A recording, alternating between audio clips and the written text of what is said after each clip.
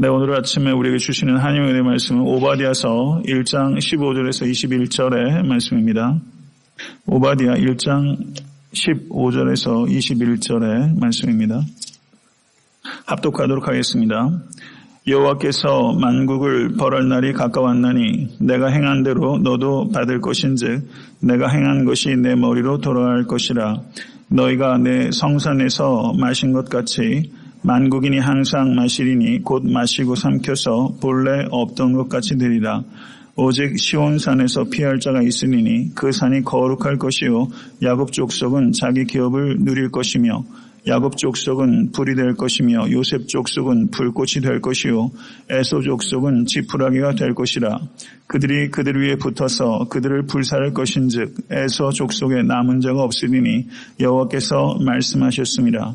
그들이 네겝과 에서의 산과 평지와 블레셋을 얻을 것이요 또 그들이 에브라임의 들과 사마리아의 들을 얻을 것이며 베냐민은 길르앗을 얻을 것이며 사로잡혔던 이스라엘의 많은 자손은 가나안 사람에게 속한 이 땅을 사르밧까지 얻을 것이며 예루살렘에서 사로잡혔던 자들 곧 스바랏에 있는 자들은 네겝의 성읍들을 얻을 것이라. 구원받은 자들이 시온산에 올라와서 에서의 산을 심판하리니 나라가 여호와께 속하리라. 아멘. 하나님의 말씀입니다. 네, 오바댜서 이제 오늘 마지막 강의 시간인데 오바댜서는 한 장으로 구성되어 있는 구약 성경에서 가장 짧은 장으로 말씀을 드렸습니다. 그래서 오바댜서는 세 부분으로 나뉘어지는데 오늘 말씀이 그 세 번째 부분에 해당되는 말씀입니다. 오늘 말씀의 주제는 에돔의 심판과 이스라엘의 회복에 대한 말씀입니다. 15절 말씀을 보시면 여호와께서 만국을 벌할 날이 가까웠나니 내가 행한 대로 너도 받을 것인즉 내가 행한 것이 내 머리로 돌아갈 것이라. 이렇게 말씀하고 있습니다. 12절에서 14절을 보시게 되면 8번에 걸쳐서 하나님의 자녀들인 이스라엘 백성들에게 임할 재앙의 날에 대해서 말씀하고 있었습니다. 그런데 15절을 보시면 또 다른 날이 언급되고 있습니다. 이 날은 만국을 벌하시는 날입니다. 12절에서 14절에 걸쳐서 8번에 걸쳐서 이스라엘 백성에게 임하게 될 재앙의 날에 대해서 말씀하신 하나님께서 15절에 또 다른 날을 말하고 있는데 이 날은 만국에 임하게 될 심판의 날입니다. 그리고 이 날은 하나님의 백성의 구원의 날입니다. 징계를 받았던 이스라엘 백성들이 이 만국을 벌하시는 날에 그때 하나님의 자녀들이 구원받게 되는 날이 임하게 된다는 것입니다. 성도 여러분, 만국을 벌할 날은 이스라엘을 대적하는 나라들에게 임할 가까운 장래의 심판을 나타내는 동시에 우주적이고 종말적인 먼 미래적인 사건을 가리키는 것입니다. 이 날은 우리 주 예수 그리스도의 재림의 날입니다. 우리 주 예수 그리스도께 재림하시는 날은 주를 믿지 않는 자들에게는 임하게 될 심판의 날이요 주를 믿는 자들에게는 하나님의 구원의 날이 될 것입니다. 그 날은 내가 행한 대로 너도 받게 되는 날입니다. 사랑하는 성도 여러분, 이 하나님의 창조 세계에는 하나님께서 세우신 창조 질서가 있습니다. 믿으십니까? 질서가 깨어지는 것, 그걸 슈퍼내추럴한 일이라고 말하죠. 그것을 기적이라고 일반적으로 말합니다. 자연 질서가 깨지는 것도 기적입니다. 그러나 공교하게 운영되는 자연 질서가 하나님의 기적임을 믿으실 수 있게 되기를 간절히 축원합니다. 이 세계에는 창조 질서가 있습니다. 그런데 하나님께서 이 세계에 창조 질서를 만드셨을 뿐만 아니라 또 다른 질서를 만드셨는데 그것은 도덕적 질서입니다.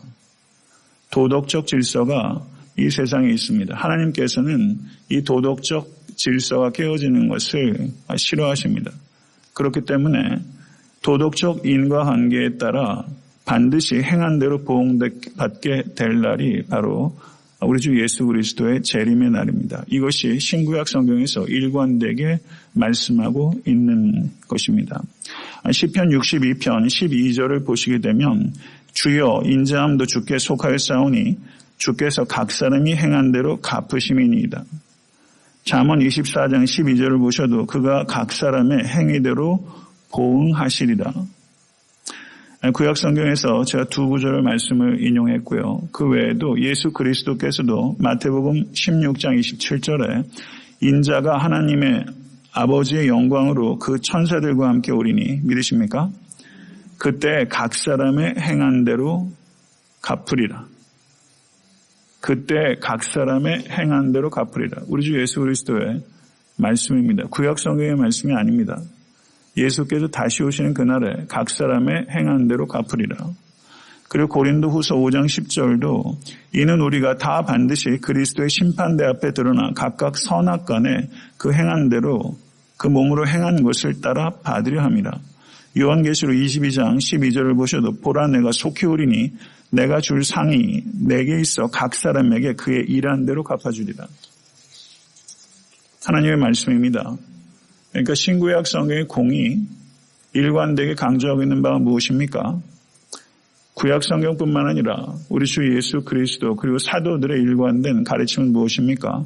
행한 대로 갚아줄 것이다. repay 할 것이다. 행한 대로 갚아줄 것이다는 말씀입니다. 그러면 여기서 우리가 중요한 질문을 하게 됩니다. 믿음으로 말미암아 구원을 얻습니다. 그런데 신구약 성경에서 공이 일관되게 말씀하고 있는 것은 행한 대로 갚아줄 것이다. 이 두 가지가 모순적입니까? 아니면 이것을 어떻게 조화할 수 있습니까? 믿음대로 구원을 얻게 되는 이 신칭의 복음과 행한 대로 갚아줄 것이다 라는 이 일관된 말씀과 어떻게 조화시킬 수 있을까? 이건 결국 믿음과 행위의 문제입니다. 사랑하는 성도 여러분, 믿음으로 말미암아 구원을 얻습니다. 우리 주 예수 그리스도의 은혜를 믿음으로 말미암아 구원을 얻습니다. 믿으십니까? 이건 복음입니다. 이건 본질입니다. 여기에서 우리는 한 걸음도 한순간도 물러설 수 없습니다. 그러나 믿음으로 말미암아 구원을 얻는데 그 믿음은 반드시 선한 행위로 입증이 되는 믿음입니다. 믿음으로 말미암아 구원을 얻는다는 것이 선한 행위를 무시하는 게 아닙니다. 도덕률을 폐기하는 게 아닙니다. 하나님의 도덕적 질서를 무시하는 것이 아닙니다. 사랑하는 성도 여러분, 우리는 은혜로 구원을 얻습니다. 맞습니까? 그런데 우리를 구원하신 그 은혜, 내 행위로서가 아니라 하나님의 은혜로 내가 구원받았다는 것을 진심으로 경험하는 성도는 그 은혜에 감격해서 도덕적 삶을 살아가게 됩니다. 할렐루야. 사랑하는 성도 여러분, 그렇게 할 수밖에 없습니다. 나 때문에 십자가에 달리신 예수 그리스도를 생각하면 생각할수록 그분의 마음에 합한 삶을 살아가고자 하는 추구가 있습니다. 그리고 그런 기도가 있고 성령 안에서의 몸부림이 있습니다. 선한 행위라는 것은 믿음이란 선한 행위로 입증이 되는 믿음입니다. 저를 한번 따라 하시죠. 선한 행위로 입증이 되는 믿음.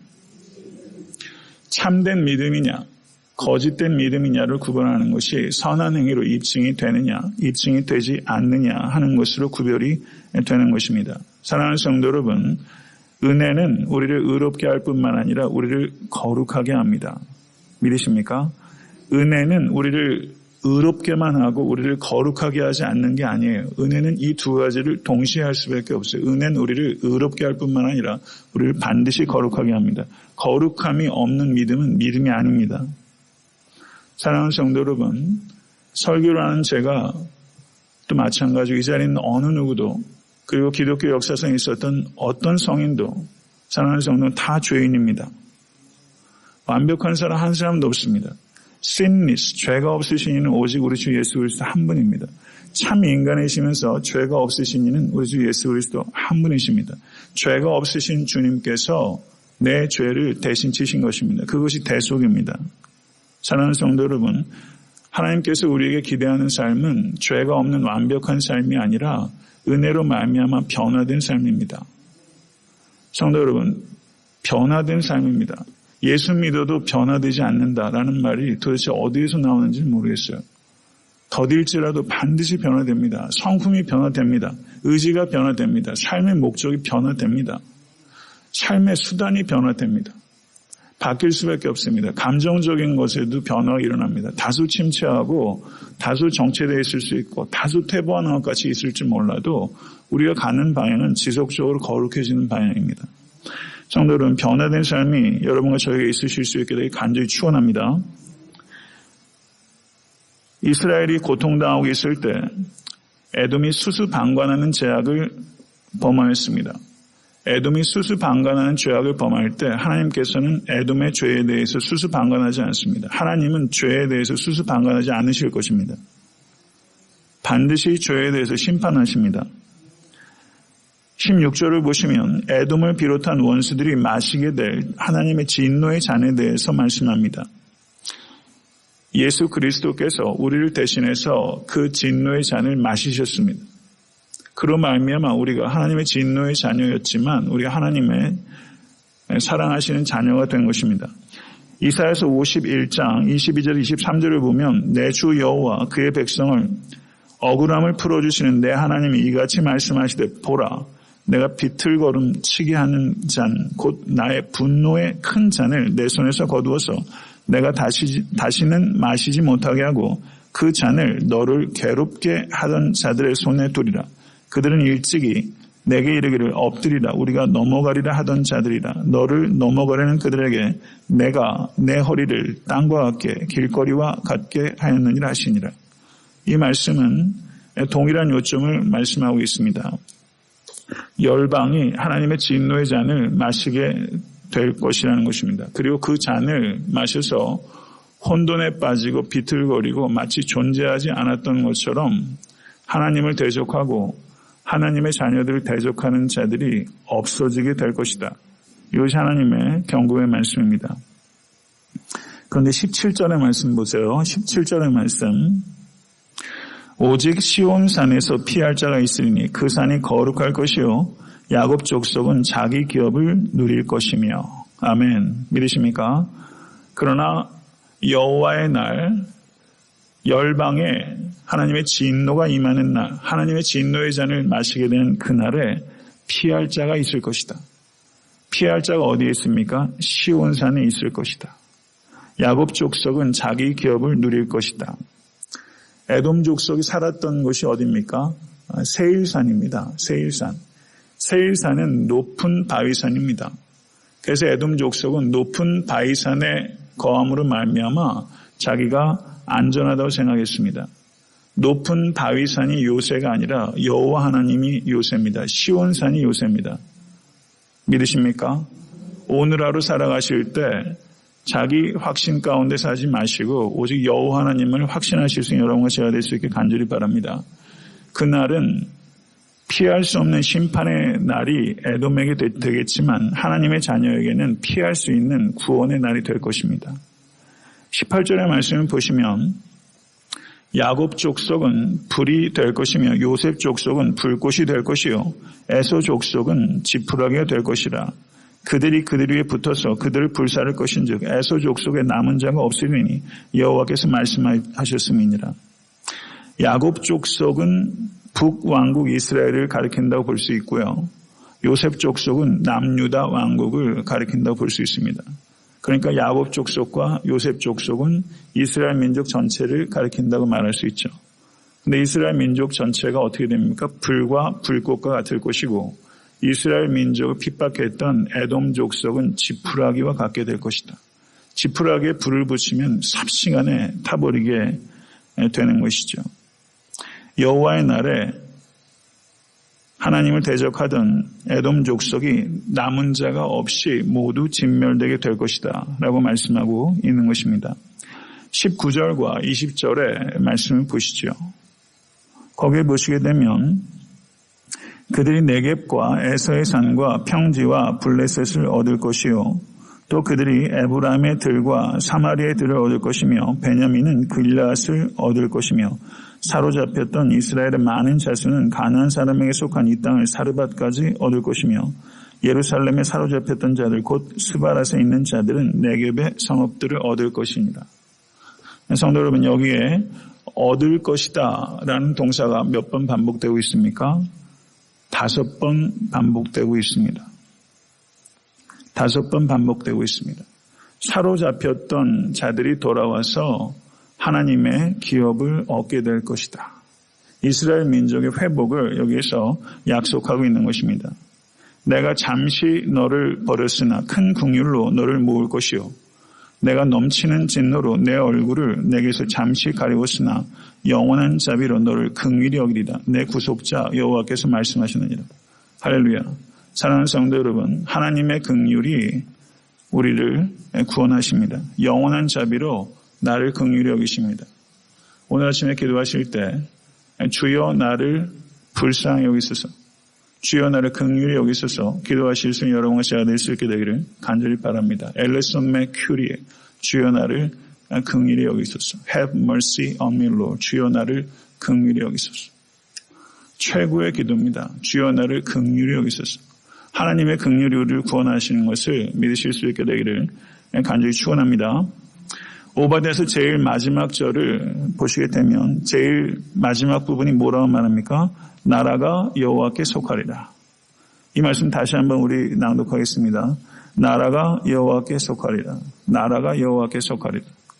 성도 여러분, 이 세상 모든 나라는 여호와께 속한 나라입니다. 이 세상의 진정한 왕은 여호와 하나님이십니다. 하나님께서 다스리십니다. 하물며 나라와 민족조차 그러할진데 우리 개인의 삶은 어떠하겠습니까? 하나님께서 오늘 여러분의 삶을, 여러분의 가정을 다스리시기를 간절히 축원합니다. 에돔으로 오바댜서 전체를 요약하겠습니다. 에돔이 상징하는 나라는 어떤 나라인가? 그것은 자기 자신을 확신하고 자기 기만에 빠져서 교만하고 하나님의 백성들을 방관하고 조롱하고 핍박하고 다른 사람들의 어려움을 이용해서 자기 이익을 구하는 사람입니다. 그와 같은 자는 반드시 여호와의 심판의 날에 멸절되게 돼서 없는 것 같이 될 것이다. 그리고 그날에 핍박당하던 하나님의 자녀들이 회복될 것이며 그리고 하나님의 통치가 완성되게 될 날이 있을 것이라는 것입니다. 믿으십니까? 성도 여러분, 에돔은 우리 자신을 되돌아보게 하는 반면 교사가 되어야 됩니다. 혹시 마음속에 교만이 있다면 그 교만 내려놓으실 수 있는 여러분과 제가 될 수 있게 되기를 간절히 바랍니다. 자기 기만에 빠져 있지는 않은지 자기 자신을 깊이 되돌아보실 수 있게 되기를 바라고 내 주변에 어려움 가운데 있는 지체들을 혹시 수수방관하거나 그들을 이용하고 있지는 않았는지 한번 자기 자신을 점검해 보실 수 있게 되기를 간절히 바라고 오늘 하루 살아가실 때 주변에 지극히 작은 자를 섬기시며 거룩한 성도로 마지막 날을 기다리시는 깨어있는 권속 되실 수 있게 되기를 우리 주 예수 그리스도 이름으로 간절히 축원합니다.